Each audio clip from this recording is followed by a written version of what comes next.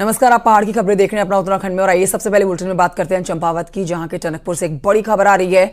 किरोड़ा नाले में एक बोलेरो पानी के तेज बहाव में बही है, जिसकी तस्वीरें आप देख सकते हैं। इस बोलेरो में कई लोग सवार थे।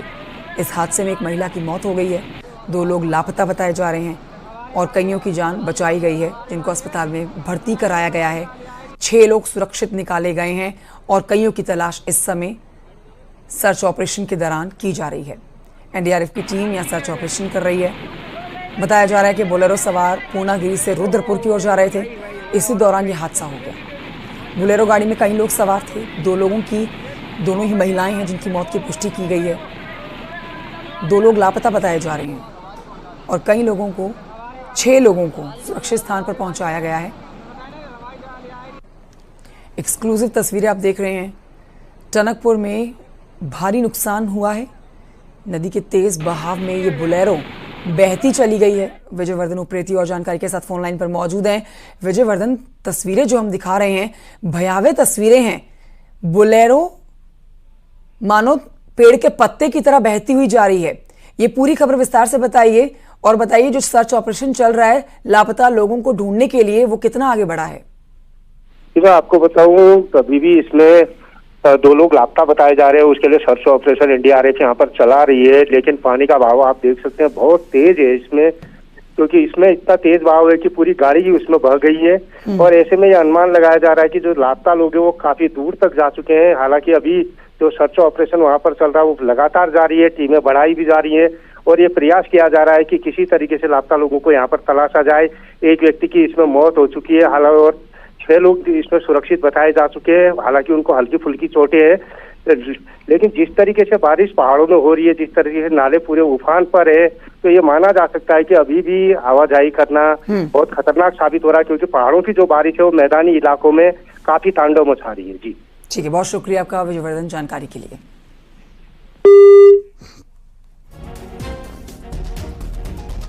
और आइए बढ़ते हैं आगे। केदारनाथ की खबर आप तक पहुंचाते हैं, जहां पर केदारनाथ के लिए हेलीकॉप्टर सेवा शुरू कर दी गई है। एक बार फिर से 30 श्रद्धालुओं ने बाबा केदार के दर्शन भी किए हैं। कल 50 श्रद्धालुओं ने केदारनाथ में दर्शन पूजन किए थे। केदारनाथ धाम में लगातार मौसम खराब हो रहा है, जिसकी वजह से सुबह केदारनाथ के लिए हेलीकॉप्टर उड़ान नहीं भर पा रहे थे। सरकार हेली टिकटों में 25% की सब्सिडी दे रही है। हेली यात्रा को लेकर श्रद्धालुओं में भारी उत्साह देखने को मिल रहा है, लेकिन खराब मौसम हेली यात्रा में खलल भी डाल रहा है। बाबा केदार के दर्शन करने के लिए श्रद्धालु हेली सेवा ले रहे हैं। 25% का फायदा भी उठा रहे हैं जो सब्सिडी सरकार की तरफ से मिल रही है।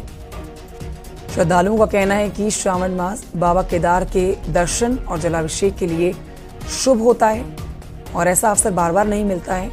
ये मन को उत्साहित करने वाला दिन है, लेकिन खराब मौसम हेली सेवा को रोक रहा है। बड़ा अपडेट ये कि एक बार फिर से हेली सेवा शुरू की गई है साफ मौसम के चलते।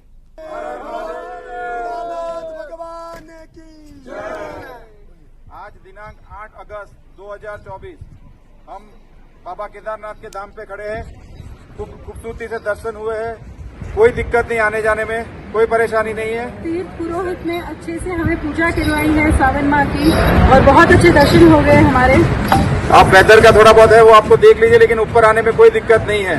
बहुत ही सुकून से दर्शन हो पा रहे हैं। दिल्ली से आया है, बार 6-7 बार आया है। ऐसा दर्शन जिंदगी में कभी भी नहीं हो गया। ये पहली बार मेरे मिला है ऐसा मौका। बहुत अच्छा दर्शन हो गया जब बाबा जी से।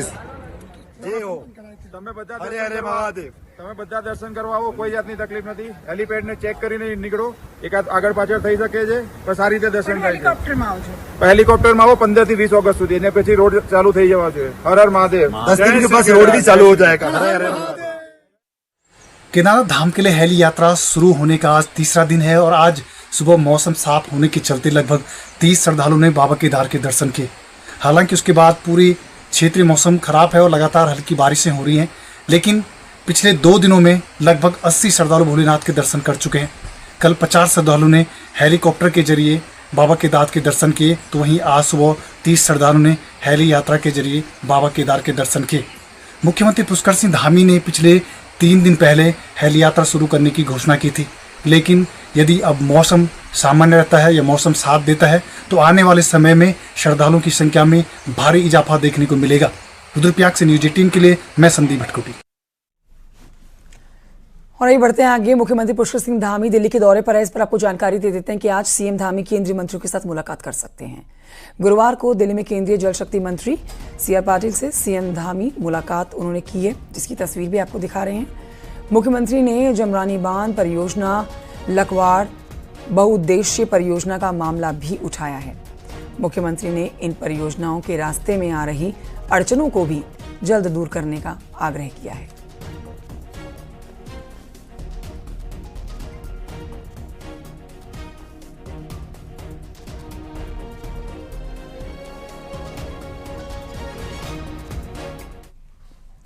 और ये बढ़ते हैं आगे। उत्तराखंड बाल अधिकार संरक्षण आयोग की चेयरमैन गीता खन्ना ने प्रमुख सचिव अल्पसंख्यक कल्याण विभाग को पत्र भेजकर प्रदेश में संचालित मदरसों की जांच की मांग उठाई है। गीता खन्ना ने कहा है कि प्रदेश में अल्पसंख्यक कल्याण के नाम पर कई मदरसे अवैध रूप से संचालित हो रहे हैं। इन मदरसों में बड़ी संख्या में बाहरी प्रदेशों के बच्चे पढ़ रहे हैं। ये बच्चे कौन हैं, कहां से आए हैं, इसकी जांच की जानी चाहिए।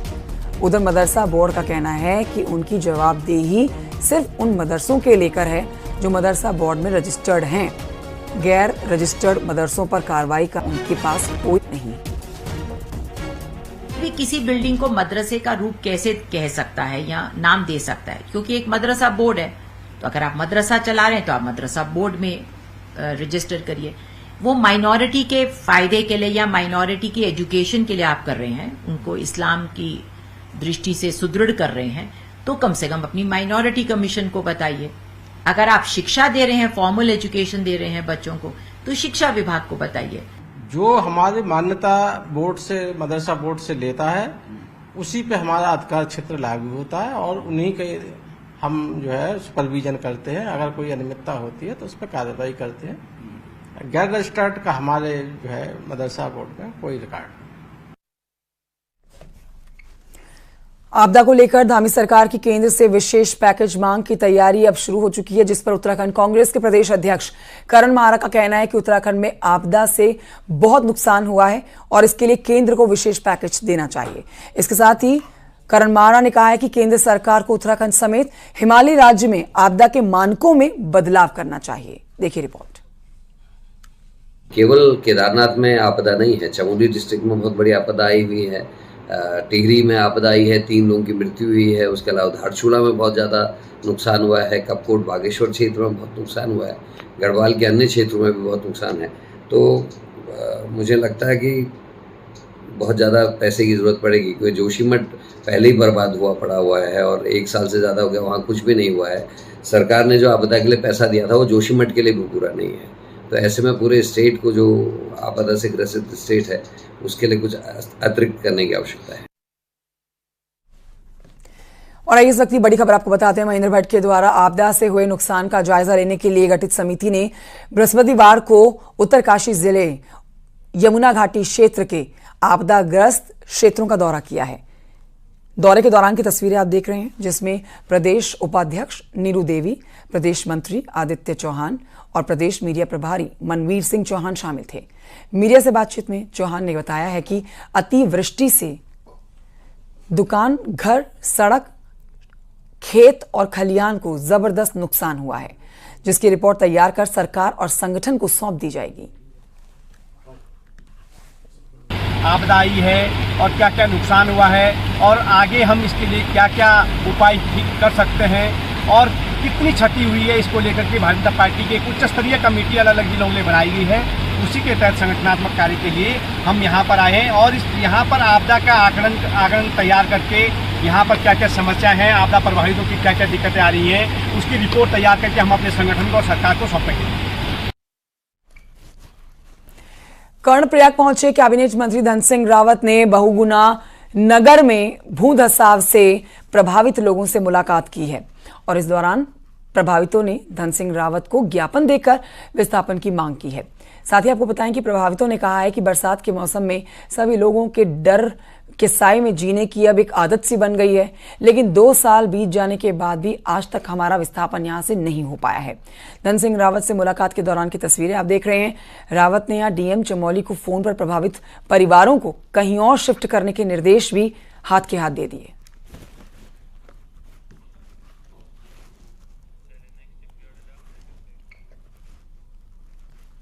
उधर पौड़ी जिले के थलीसैंण क्षेत्र के जैतीडांग क्षेत्र में बीते महीने बादल फटने से हुए नुकसान का खामियाजा ग्रामीण अब भी भुगत रहे हैं। हाल ही में यहां बीमार मरीजों को डंडी के सहारे ग्रामीण कंधे में लाकर मुख्य मार्ग तक पहुंचा रहे हैं। दरअसल गांव को जाने वाले मार्ग आपदा के कारण क्षतिग्रस्त हो चुके हैं, लिहाजा ग्रामीण अपनी जान को जोखिम में डालकर मरीजों को मुख्य मार्ग तक पहुंचा रहे हैं। ग्रामीणों ने जल्द क्षतिग्रस्त मार्ग, पैदल रास्ते और पुलिया को दुरुस्त करने की मांग के साथ ही गांव में स्वास्थ्य सेवा की भी मांग की है। वहीं स्वास्थ्य मंत्री धन सिंह रावत ने कहा है कि सरकार पूरे प्रयास कर रही है कि आपदा प्रभावितों पर हर मदद उन तक पहुंचाई जा सके। बाधित सड़कों को ठीक किया जाए, पैदल रास्तों को ठीक किया जाए, पुलियों का निर्माण किया जाए, जिनके निर्देश दिए गए हैं अधिकारियों को। डांग इलाके में काफ़ी आपदा के कारण काफ़ी क्षति हुई है और कई लोगों की गौशाले बह गई थी, कई लोगों के जनहानि हुई है, जो किसी के जो है घरों में पानी घुस गया था, कई मकान जो है मलबे में काफ़ी क्षतिग्रस्त हुए हैं। पूरी रोड हमारी खराब हो गई है। कह सकता हूँ कि इस दुख की घड़ी में हमारी पूरी सरकार जो है परिवार उनके जैती और डांग के जितने भी परिजन हैं उनके साथ खड़ी है और मैं कह सकता हूं कि वहां की रोड भी हम बहुत जल्दी खोलने का प्रयास करेंगे। खबर विकास नगर से, जहां पर कालसी चक्राता हाईवे पर बना है लैंडस्लाइड का खतरा। पिछले कई दिनों से हाईवे से लगभग 300 मीटर तक पहाड़ी के ऊपर एक बड़ा पत्थर अटका हुआ है, जहां आपको बताएं कि अब आगे ये पत्थर अगर बढ़ता है तो बड़ा नुकसान पहुंचाएगा घरों के ऊपर गिरके। तहसील प्रशासन ने पीडब्ल्यूडी और वन विभाग को पत्थर हटाने के लिए पत्र लिखा है, लेकिन बावजूद इसके अभी तक पत्थर को हटाने की कोई कार्रवाई नहीं हुई है। अधिकारियों की लापरवाही से यहां भारी भरकम ये पत्थर नीचे की ओर खिसक सकता है, जिससे बड़ा नुकसान हो सकता है। रेड जो स्लाइड जोन है उसके बगल में एक छोटी सी पुलिया है, उसके ठीक ऊपर जो है 300 मीटर ऊपर पे एक पत्थर बीच में रुका हुआ है। वो पत्थर हमने भी देखा है और देख के जो है पहले हमने फॉरेस्ट को, उसके बाद पीडब्ल्यूडी को, जो भी, क्योंकि वन पंचायत की वो स्थान है तो ये पत्राचार भी हुआ है और उसके समाधान के बारे में खोजा भी जा रहा है।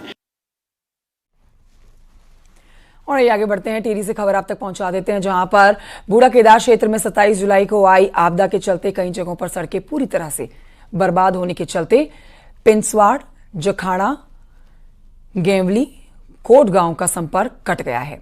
वहीं अभी तक पिंसवाड़ क्षेत्र में बिजली सप्लाई नहीं होने से ग्रामीण अंधेरे में जीने को मजबूर हैं।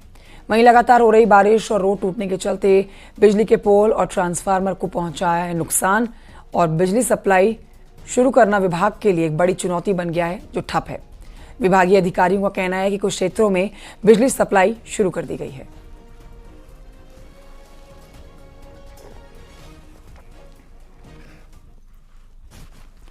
कोटद्वार से सटे हुए उत्तर प्रदेश के बगलनाला, शाहजहांपुर, प्रेमनगर समेत कई गांवों के किसान जो हैं इन दिनों जान जोखिम में डालकर कोटद्वार पहुंच रहे हैं। दरअसल स्नेह इलाके से पाखरो जाने के लिए बीच में जो खो नदी है उसको पार करना पड़ता है और पाखरों से सटे हुए बॉर्डर एरिया में रहने वाले लोगों के लिए कोटद्वार की सब्जी मंडी ही नजदीक का सबसे बाजार है, जहां वो अपनी सब्जियां बेच सकते हैं। तो नजदीकी बाजार अब जाने में भी खतरा है। खो नदी के उफान पर आने के चलते किसान अपनी जान जोखिम में डालकर इस उफनती हुई नदी को पार कर रहे हैं। ये तस्वीरें भी आप देख रहे हैं। खेतों में अपनी मेहनत बर्बाद ना हो जाए इनकी, इसके लिए सिर पर इस सब्जियों को उठाते हुए उफनती हुई नदी को पार करके बाजार तक पहुंचने की कोशिश कर रहे हैं, जिससे 4 पैसे घर में आए और खाने पीने का, जरूरत का सामान जुटाया जा सके। तमन्ना भैया, जीवन मुश्किल पड़ गया। अच्छा, कहाँ से आ रहे हैं आप लोग? कहाँ जाना है? प्रेमनगर भूमनान गांव से आ रहे हैं जी। हाँ, कोटद्वार जा रहे हैं। तो रोज इसी तरीके से रोजाना ऐसे हालात बुरे हैं। पानी जिस दिन रुक जाएगा उसी दिन रुक जाना पड़ा, नहीं निकलना पड़ा भैया जी, ज्यादा बुरा हाल है, क्या करें। उत्तराखंड पर एक बार फिर से आपदा का संकट मंडरा रहा है, क्योंकि अगले 5 दिन तो भारी बारिश होने वाली है, लेकिन उसके ठीक बाद यानी कि 15 अगस्त के बाद भी भारी से भारी बारिश का रेड अलर्ट जारी कर दिया गया है। ऐसे में पूरा प्रशासन अलर्ट मोड पर आ गया है। रिपोर्ट देखिए।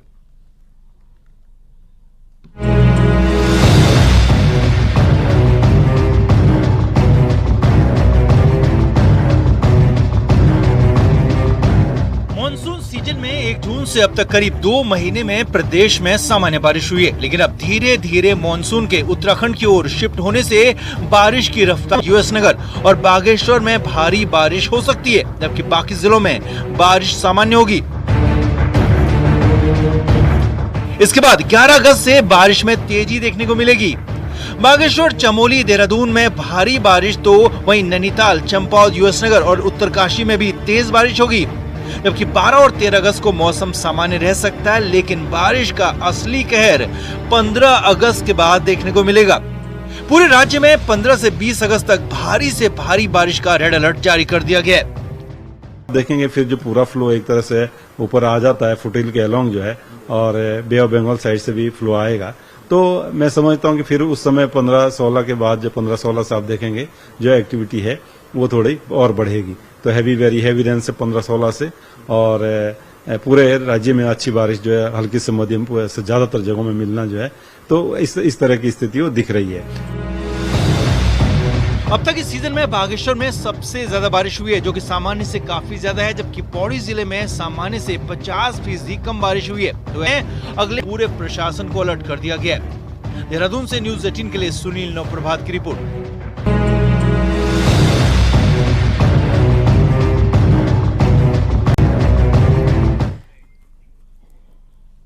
एक छोटे से ब्रेक के लिए रुकना होगा, जल्द लौट रहे हैं।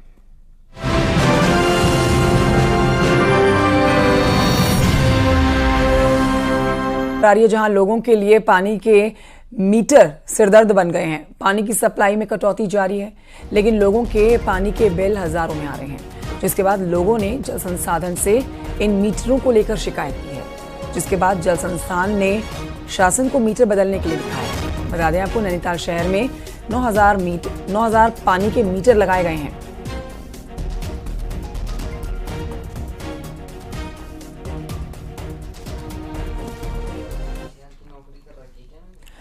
उधर रुड़की क्षेत्र से खबर है, सिविल अस्पताल डॉक्टरों की कमी से यहां लोग परेशान हैं।